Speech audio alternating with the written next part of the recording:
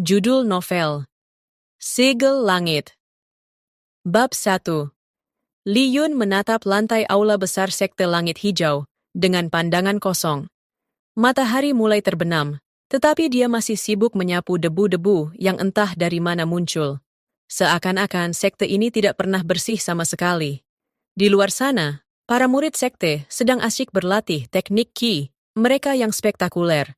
Menebas awan, memanggil petir, dan segala hal keren lainnya. Tapi Li Yun, dia hanya bisa menebas debu dengan sapu kayu yang sudah hampir patah itu. Begini, ya, pekerjaan di sini cuma ngelap lantai? Li Yun bergumam pelan, merasa hidupnya seperti sebuah lelucon. Sekte besar, penuh orang berbakat, dan dia hanya seorang anak pelayan yang bertugas membersihkan ruangan besar ini. Kalau ada yang bertanya, apa yang paling epik dalam hidup Li Yun? Jawabannya pasti, debu. Sebab itulah yang dia tangani setiap hari. Sekte Langit Hijau terkenal di seluruh benua Tianyuan karena memiliki para murid berbakat yang bisa memanggil petir hanya dengan jentikan jari. Tapi Li Yun, anak pelayan yang tak punya kemampuan Qi sedikit pun, merasa lebih seperti seorang pengamat daripada bagian dari sekte yang penuh kekuatan ini. Setiap hari, dia hanya duduk di sudut ruangan, membersihkan lantai yang selalu kotor, dan menunggu jam berakhir untuk pulang ke kamar sempitnya, yang bahkan tidak layak disebut tempat tidur. Namun, seperti biasa, dia mencoba mencari cara untuk sedikit bersantai. Setelah menyapu lantai bagian tengah aula, Li Yun melirik sekeliling dengan hati-hati. Tidak ada siapa-siapa di sekitar. Inilah saat yang paling dia tunggu-tunggu. Tidur sebentar di tengah tugas yang tak ada habisnya. Tidak ada yang lebih nikmat daripada tidur siang di tempat kerja. Meskipun sepertinya sekte ini tidak ada yang namanya jam tidur. Dia pun berbaring di lantai yang keras, berharap bisa tidur sejenak tanpa ada yang menyadarinya. Tetapi, seperti nasib buruk yang selalu mengikuti, tiba-tiba langkah berat terdengar mendekat. Li Yun terkejut dan langsung melompat berdiri dengan kecepatan yang hampir tidak mungkin bagi seseorang yang baru saja berniat tidur. Suara langkah itu datang dari arah pintu, dan saat pintu itu terbuka, muncul sosok Guru Feng, murid senior, yang terkenal tegas dan sangat tidak sabar dengan hal-hal yang menurutnya tidak serius. Li Yun! Suara Guru Feng menggelegar, membuat Li Yun terlonjak. Apa yang kau lakukan? Lagi-lagi tidur di tengah pekerjaanmu? Li Yun tersenyum canggung, berusaha menutupi kekesalannya. Ah, Guru Feng, saya hanya mengerjakan pekerjaan berat, mengintrospeksi diri sambil membersihkan debu ini.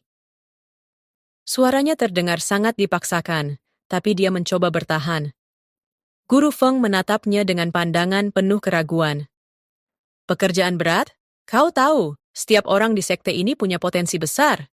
Bahkan si burung pipit pun bisa terbang tinggi jika diberi kesempatan. Tapi kau bahkan tak bisa terbang dengan sapu ini? Guru Feng berkata, sambil menunjuk sapu yang masih dipegang Li Yun. Li Yun hanya bisa tertawa kecut dalam hati. Kalau saja sapu ini bisa terbang, dia pasti sudah lama jadi murid sekte yang paling berbakat. Tapi sayangnya, itu hanya sapu biasa. Iya, Guru Feng, jawab Li Yun, berusaha tetap terlihat sabar, meski hatinya sudah mulai ingin lari ke ujung dunia. Tapi tiba-tiba, guru tersebut menatapnya serius. Aku tahu apa yang kau butuhkan, Li Yun. Takdirmu lebih besar dari sekadar pekerjaan ini. Aku akan mengirimmu ke ruang ujian darah. Li Yun terkejut. Ruang ujian darah? Sementara dia mencoba mencerna kata-kata itu, otaknya berputar. Apakah ini semacam ujian fisik atau apa? Li Yun sudah bisa merasakan aroma ketidaknyamanan di udara. Ruang ujian darah bukan tempat yang bisa dianggap enteng. Guru Feng hanya tersenyum tipis. Ini adalah ujian untuk mengetahui apakah kau benar-benar pewaris langit yang terpilih, Li Yun. Tidak hanya tubuh, tapi juga jiwa. Jangan khawatir, meskipun tampaknya mengerikan, ujian ini akan membantumu menemukan potensi yang selama ini tersembunyi. Li Yun merasa seolah-olah dia baru saja mendengar hukuman mati dengan bumbu puitis. Tak ada pilihan lain, dia harus mengikuti ujian itu. Tapi, Guru, saya ini hanya anak pelayan. Mana mungkin saya bisa lulus ujian itu? Li Yun bertanya dengan nada penuh keraguan. Guru Feng hanya tertawa. Kau tidak akan tahu sebelum mencobanya. Percayalah, ada sesuatu dalam dirimu yang tak bisa kau bayangkan. Ayo, kita pergi. Li Yun pun mengikutinya. Meskipun hati kecilnya bertanya-tanya, apakah dia siap menghadapi ujian yang sangat mungkin akan mengubah hidupnya. Dan kalau dia beruntung, mungkin juga sekte ini. Bab 2. Ruang ujian darah dan ilusi yang kebablasan. Perjalanan menuju ruang ujian darah tidak seperti yang Li Yun bayangkan. Tidak ada aura misterius, tidak ada kabut tebal, tidak ada naga raksasa penjaga pintu, atau patung batu bermata merah seperti yang biasa muncul di cerita-cerita dongeng. Yang ada justru lorong sempit, gelap, dan bau kelelawar. Li Yun bahkan sempat berpikir kalau Guru Feng mungkin salah arah. Tapi begitu mereka tiba di depan sebuah gerbang batu berukir simbol kuno, perasaannya langsung berubah. Gerbang itu tampak seperti mulut raksasa yang siap menelan siapa saja yang masuk. Udara di sekitarnya terasa dingin, meskipun tidak ada angin. Ukiran naga, phoenix, dan entah makhluk apa lagi menari di permukaan batu seolah-olah hidup. Dan tepat di tengah gerbang, ada simbol bercahaya menyerupai mata vertikal. Yang, entah kenapa, sesekali berkedip. Li Yun menelan ludahnya. Bisa batal nggak ya? Tanpa menjawab, Guru Feng meletakkan telapak tangannya di ukiran mata tersebut. Sebuah suara bergetar menggemuruh dari dalam tanah, dan perlahan, gerbang batu itu terbuka dengan suara yang membuat bulu kuduk Li Yun berdiri. Masuklah, ujar Guru Feng dengan nada kalem tapi menyeramkan. Ujiannya akan dimulai saat kau menginjakkan kaki ke dalam. Li Yun menatap lorong hitam pekat di hadapannya. Beberapa detik ia ragu, tapi akhirnya ia menghela napas dan melangkah masuk, sambil berkata, pelan, kalau aku mati di sini, tolong kasih tahu ibu, kalau aku akhirnya bersih-bersih ke dunia roh. Begitu langkahnya masuk, dunia langsung berubah. Tidak ada lagi lorong batu. Sekarang, ia berdiri di tengah padang rumput luas, di bawah langit keemasan yang bergerak seperti air. Di depan sana, ada sebuah kuil kuno mengambang di udara, dikelilingi awan ungu dan sambaran petir biru. Di kejauhan, suara gong kuno berdentang. Dan tiba-tiba, belasan bayangan muncul di sekitarnya. Sosok-sosok berjubah panjang, mata mereka bersinar keemasan, dan satu persatu mulai mengarahkan telunjuk ke arahnya. Kau, pewaris keempat? Tanya salah satu dari mereka dengan suara menggema. Li Yun mengangkat tangan pelan. Saya, kayaknya cuma pewaris sapu sih. Bayangan-bayangan itu saling menatap, lalu salah satu dari mereka tertawa pelan, entah mengejek atau kagum. Jika kau bukan pewaris sejati, maka tubuhmu akan hancur saat menghadapi cobaan ini. Wah, langsung hancur. Li Yun mencoba tertawa, tapi suara tawanya malah mirip kucing tersedak. Nggak ada versi trial dulu, gitu? Seketika, tanah di bawahnya retak, langit memekik, dan tubuhnya melayang, terlempar masuk ke dalam pusaran cahaya yang menyedot seluruh kesadarannya. Ketika ia membuka mata, ia sudah berdiri di tengah desa kecil. Dan di hadapannya, ada seorang wanita muda dengan mata lembut dan senyum penuh kasih. Ibu? Gumam Li Yun. Nyaris tak percaya. Tapi sesuatu terasa aneh. Ibunya tampak jauh lebih muda dari biasanya. Dan dia sendiri, dia masih kecil. Ia melihat tangannya yang mungil dan tubuhnya yang tidak lebih tinggi dari meja dapur. Ia kembali ke masa lalu. Saat itu juga, kenangan demi kenangan menghantamnya. Hari-hari saat ia harus menyembunyikan lapar karena tak punya cukup makanan. Malam-malam dingin tanpa selimut. Dan suara ibu yang tak pernah berhenti menyemangatinya, walau hidup mereka keras. Yun suara ibunya bergema lembut. Kau tidak boleh menyerah pada dunia, tak peduli seberapa gelapnya jalanmu. Li Yun terdiam. Ia ingin menjawab, tapi tenggorokannya tercekat. Kemudian semuanya gelap. Gambar desa, suara ibu, bahkan tubuh kecilnya sendiri lenyap dalam kabut. Sekarang ia berdiri di atas gunung es, dihantam badai salju, dan di depannya, bayangannya sendiri. Bayangan Li Yun dewasa berdiri dengan tenang, memandangnya dengan senyum sinis.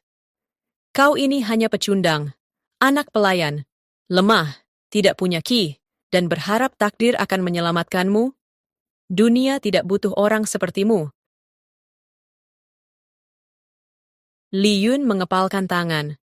Untuk pertama kalinya, ia tidak menertawakan dirinya sendiri, tidak menyalahkan nasib, tidak mencoba kabur.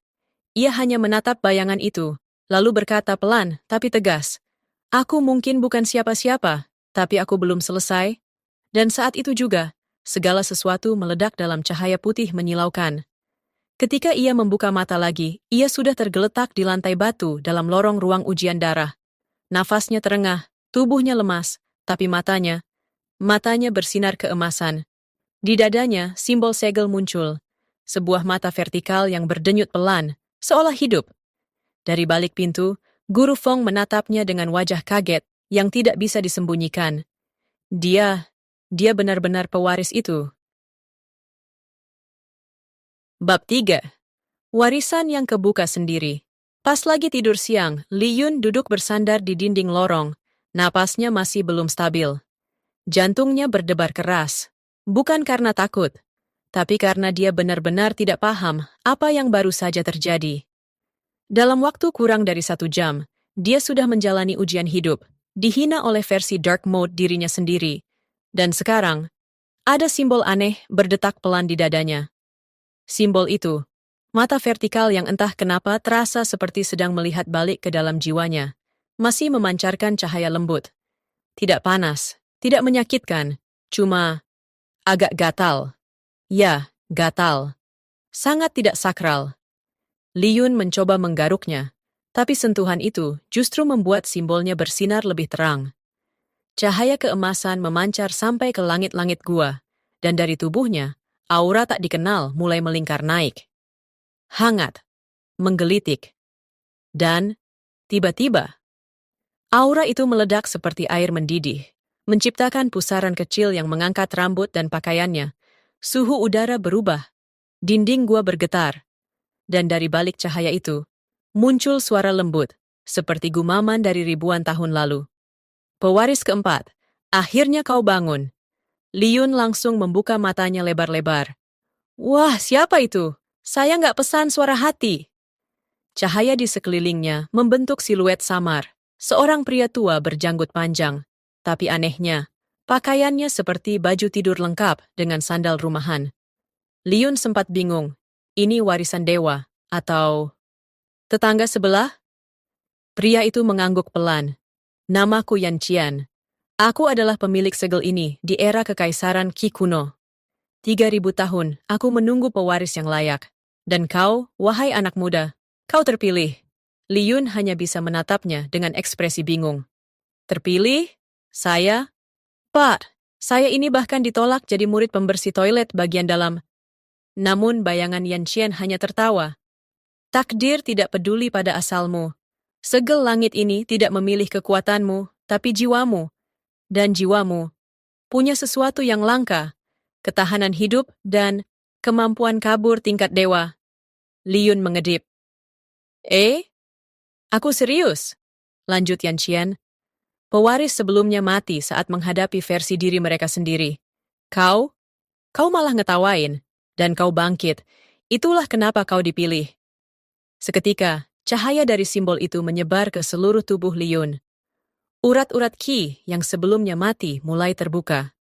Tubuhnya yang lemah mulai bergetar ringan, dan satu titik cahaya muncul di dalam dantiannya. Inti energi pertama yang tak pernah dia miliki. Li Yun langsung panik. Loh, kenapa perut saya hangat begini? Ini efek samping warisan atau masuk angin tingkat dewa? Yan Qian hanya tersenyum damai. Tenanglah, warisan ini akan membuka potensi terpendammu. Kau akan mulai bisa menyerap qi, memperkuat tubuh, dan mengakses memori teknik-teknik kuno di dalam segel. Tepat setelah kata-kata itu diucapkan, bayangan pria itu mulai memudar, dan cahaya perlahan meredup. Namun sebelum hilang sepenuhnya, Yan Qian sempat berkata dengan suara lembut, gunakan segel ini dengan bijak. Tapi hati-hati, karena saat segel ini bangkit, semua pihak yang menginginkannya juga akan tahu kau sudah membawanya. Li Yun menatap kosong ke depan. Oh, jadi maksudnya saya bakal jadi target pembunuhan satu benua ya? Tidak ada jawaban, hanya keheningan dan satu kenyataan pahit. Hidup santainya resmi tamat. Beberapa saat kemudian, pintu gerbang ruang ujian terbuka perlahan. Guru Feng muncul dengan ekspresi antara terkejut dan bingung. Tatapannya tertuju pada Li Yun, yang sedang duduk selonjoran. Wajahnya berkeringat, tapi senyum-senyum kayak abis makan gratis. Kau berhasil? Tanya Guru Feng tak percaya. Li Yun mengangguk pelan. Entah gimana caranya iya, tapi boleh saya tidur bentar? Rasanya semua organ saya habis dilipat bolak-balik. Guru Feng mendekat, memperhatikan segel bercahaya di dada Li Yun. Segel langit, dia benar-benar pewarisnya. Ini akan mengubah segalanya. Li Yun mengangkat alis. Maksud guru, saya bakal dipromosi jadi murid inti? Guru Feng menatapnya dalam-dalam, lalu menghela napas. Tidak, kau akan diburu, diculik, atau dijodohkan secara paksa oleh sekte-sekte lain.